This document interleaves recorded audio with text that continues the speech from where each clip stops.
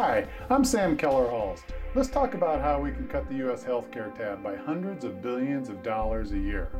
And we can do that without degrading quality of care, without more rationing, and without setting up a European-style healthcare system. And yes, I really am sane. Let's face it, compared to the rest of the world, U.S. healthcare costs are ridiculous. Americans pay 2 to 3 times more than people pay in other rich countries. A Johns Hopkins study tells us that even though Americans use fewer medical services, they pay much more for their health care because the American prices are so much higher. And it's driving people bankrupt. According to a Harvard study, over 60% of personal bankruptcies in the U.S. are due to medical bills. And most of those people have health insurance. And don't believe for a heartbeat that Americans are paying a premium price for a premium product. People in 30 other countries live longer than Americans. And in 40 other countries, newborns have a better chance of reaching their first birthday. Best healthcare system in the world? The World Health Organization ranked the U.S. healthcare system 37th. But it's not like people have just been sitting around, twiddling their thumbs and admiring the problem.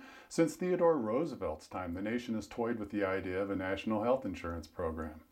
Insurance companies tried managed care. Now they just try tougher contracting techniques. Meanwhile, federal and state governments simply mandate lower prices for Medicare and Medicaid. Yet healthcare costs continue to rise faster than inflation. So after a century of tinkering with the status quo and not getting anywhere, how do we fix the American healthcare cost problem? The answer is kind of simple.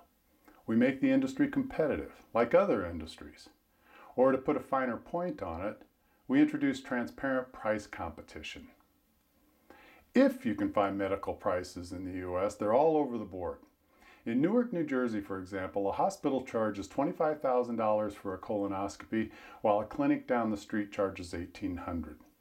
Across the U.S., the price of a mammogram ranges from $200 to $1,000, depending on where you go. Only in American healthcare can businesses charge 5 to 10 times more than the guy down the street and not just survive, but flourish. Why? Because they can. Nobody knows how much anything costs. So, since economists tell us that the best kind of competition happens when all the buyers and all the sellers know all the prices, we need to create real healthcare competition by providing all medical prices to all healthcare consumers. But since buying cheap isn't always the best way to go, we also need to know which doctors and hospitals do good work. We need to understand the value of their services. That means that along with prices, we need to know how well doctors and hospitals deliver care. Now, the industry has taken some baby steps in this direction, but still has a long way to go. Mainly because a doctor's or a hospital's financial survival doesn't depend on a universal knowledge of their abilities. But that would change in a price-competitive world where the excellent providers want to separate themselves from the pack.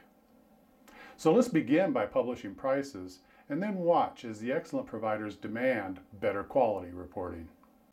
By the way, the best way to report medical price and quality information is by diagnosis, not by procedure. And we should focus on results, not on the dozens of steps it takes to get to the result. Telling us that a doctor performed a particular procedure well would be like GM reporting that they installed a steering wheel in a car well. Who cares? Does the car drive straight? That's what's important.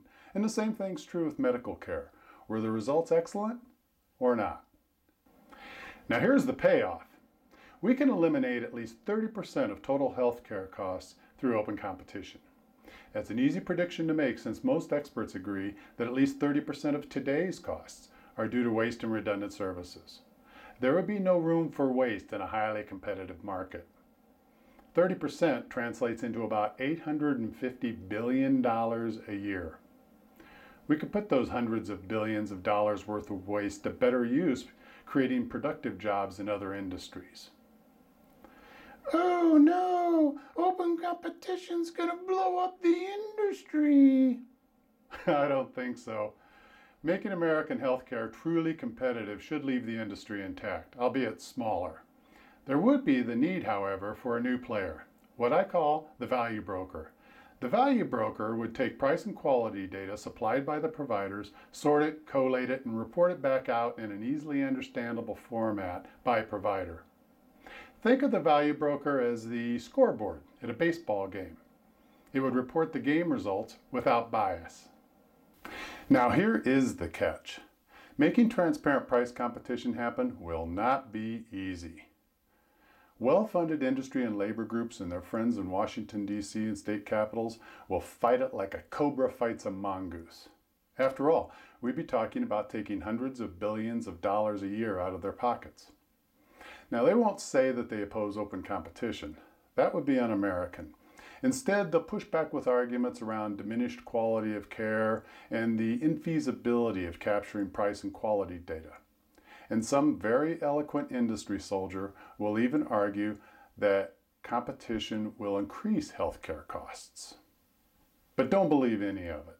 There are plenty of studies telling us that healthcare competition improves quality rather than diminishes it, and a mountain of evidence that competition lowers prices. See? Just kidding. I had to crack open a textbook to remember that stuff. And technologically, if Google can track millions of mouse clicks a minute, or UPS can track 17 million packages a day, we can figure out how to track 75 million medical events a month. Now here's the good news, bad news part. There are about 317 million Americans living in the US today. About 17 million of them earn a living from healthcare, most of which would take a pay cut, and some would lose their jobs as the industry transformed into a highly competitive one. That's the bad news. The good news is the other 300 million Americans would see more money in their checking accounts as open competition drives down healthcare costs. So let's see. 95% good, 5% bad. It's not a very difficult choice, is it? So let's make transparent price competition happen and get rid of this ridiculously priced system that we have today. Thanks for watching. Let me know what you think of these ideas by posting a comment and forward this to a friend. And I do have answers to those questions that are ricocheting around your brain right now.